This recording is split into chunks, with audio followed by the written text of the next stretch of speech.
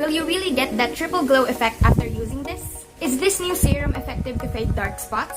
Is it really 60 times better than ordinary vitamin C serums? If you want to know the answers to those questions, then please keep watching this video. Hindi siya tulad ng creams na if you apply cream in the morning or in the night, medyo malagkit yung feeling mo. But this, of course, serums are different.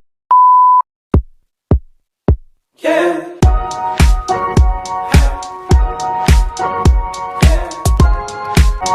Hi guys! Welcome back to my channel. This video is all about the new POND'S Triple Glow Serum and its effect on my skin after using it for 3 days and also 7 days or 1 week. So we're gonna check if this product really works day by day. But before anything else, please don't forget to subscribe to my channel, give this video a thumbs up, and leave a comment or question or suggestion down below if you have any.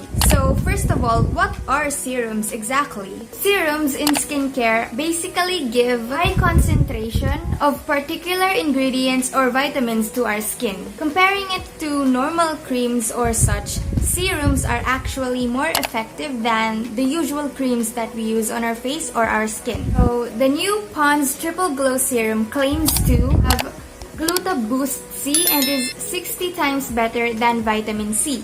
Whoa, so 60 times better, that means a lot. So this must be really effective. So I hope it does. Also, new Triple Glow Serum claims to fade dark spots, minimize pores, smoothen, brighten, and hydrate skin. Lastly, leaving it with a dewy effect on the skin. Let's see if these claims are actually correct, true, or if they really work after I use it for 3 days and 7 days. I'm gonna show you the progress of this product. Sakto to kasi the other week I had breakouts on my face, which left dark spots on my skin. Since I'm really prone to breakouts is when I stay up late. I'll show you guys closer. See, I have some dark spots here on my forehead, on my cheeks. So I really hope that using this new Triple Glow Serum, it could help. If you haven't watched my previous video about the POND'S new products, I hope you go ahead and check it out. Yeah, so let's proceed to the unboxing of the POND'S Triple Glow Serum. This is their newest serum or newest product. I love the packaging. It's really cute, pastel, and very girly since it's pink. An illuminating effect on the box. Here's the logo of POND'S. I'm gonna show you the product now. So ayan po guys. I also showed this in my previous POND'S beauty box unboxing. But right now, I'm gonna do a thorough review if this really affects. Today is August 6, Friday, and this is the first day that I will use this straight for 1 week and see the effects. I am going to use Triple Glow Serum both day and night every day for 1 week. I just finished washing my face or cleansing my face. I just put on some lip tint so that I don't look too pale on camera. But other than that, my face is bare. One before using this is you really need to have a clean or cleansed face. Yeah, let's apply it now on my face or my skin. Let's open the product now. I'm gonna show you guys the dropper. So based on the instructions on the box, using the dropper, I should apply at least 2 to 3 drops on my face. Put some on my neck as well. Let's put the excess on my neck. And apply it evenly on your skin. I'm gonna concentrate on the areas where I have dark spots. Like here, on my forehead as well. So yeah, I'm done applying serum on my face for tonight. So right after applying, I can feel that medyo malagkit. The feeling is still quite thick right now. While waiting for the product to dry or set on my skin, I'm gonna talk more about the smell. What I can say about the smell, it really has that POND'S signature smell or scent.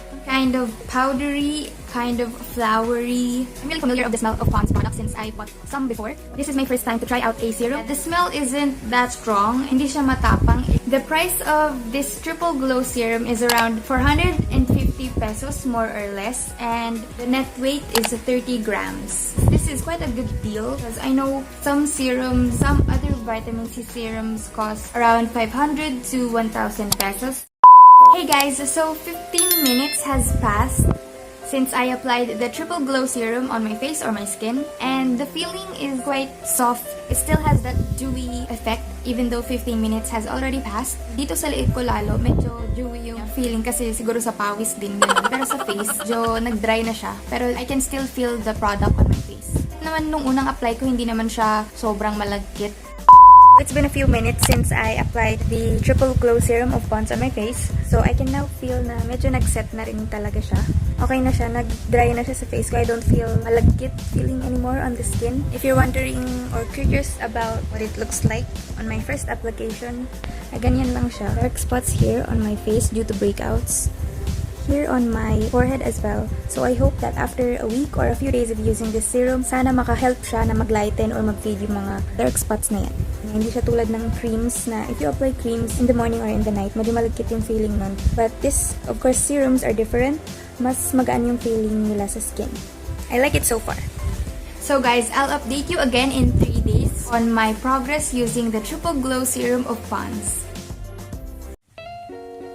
Hi guys, good morning. It's August 9 and it's also 9 a.m. This is the day 3 update of me using the POND'S Triple Glow Serum. I'm not wearing any makeup right now, but I have some lip tint on so I don't look too pale on camera. I also just finished my morning regimen, which was cleansing my face or washing my face, yung hilamos. Tapos nakapaglagay na rin ako ng Triple Glow Serum for the morning. So let me guys bring you in a little closer to my skin so that you can see if there's any progress. So as you can see, this is my skin now. There's still some dark spots. It's still actually visible on my skin, on my face. I'm not sure if it lightened, but I don't know if the lighting is just helpful or if it actually lightened. But I've only used it for 3 days. So guys, comment down below kung may nakita man kayong any progress on my day 3 of using the POND'S Triple Glow Serum.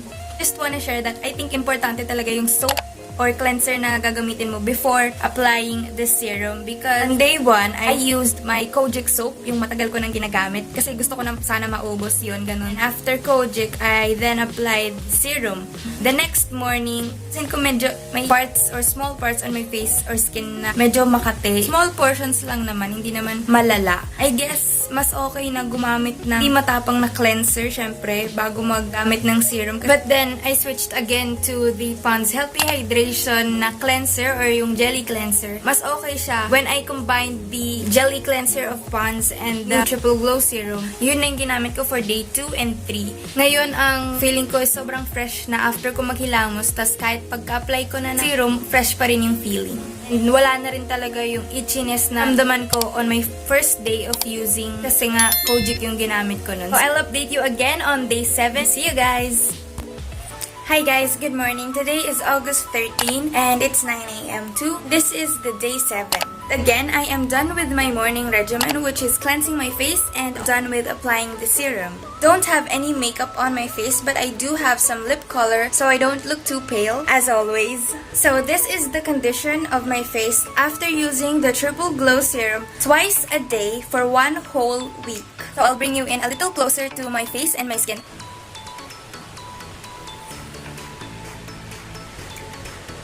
So these are the scars that I had on my face previously. Still there actually, but I kind of think that they lightened a bit after using it for 1 week, of course. I'll insert some photos here of my skin on day 1, day 3, and day 7 so that you could see the differences or the progress as a whole.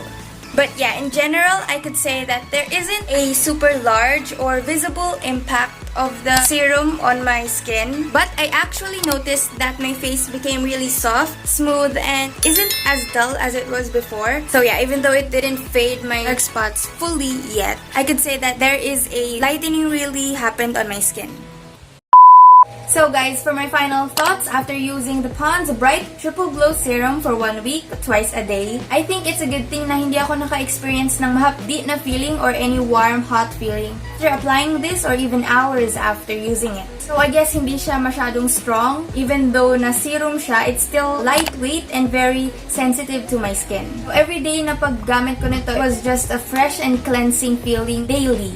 For its price na 450 pesos, it's a good deal and it's a good serum if you want smooth and hydrated skin like what I achieved. I definitely recommend that you try this, especially for applying this. Use mild cleanser like the POND'S Healthy Hydration Cleanser or the POND'S Serum Facial Foam, which is pink. So using those cleansers before this serum is just a perfect match and has a fresh feeling. I'll continue using this serum for the next few days or few weeks since it really softens, brightens and freshens my skin, especially on the face and my neck. So don't forget, using this, always apply it on your face and your neck so that magpantay yung kulay nila. Pero syempre, what works for me may not work for everyone. So, if you ever tried the serum and you experience some breakouts, allergies, or rashes, please discontinue the use. We all have different skin types and different skin. So yeah, I hope you guys check this brand new POND'S Triple Glow Serum, and I hope you also achieve that soft and glowy skin. That's it for this video, guys. I hope you enjoyed this review vlog. Please don't forget to subscribe to my channel, hit the thumbs up button, and leave a comment or question down below kung meron man kayong tanong about the product. Thank you for watching this video. I hope you have a happy skincare. I'll see you in my next video.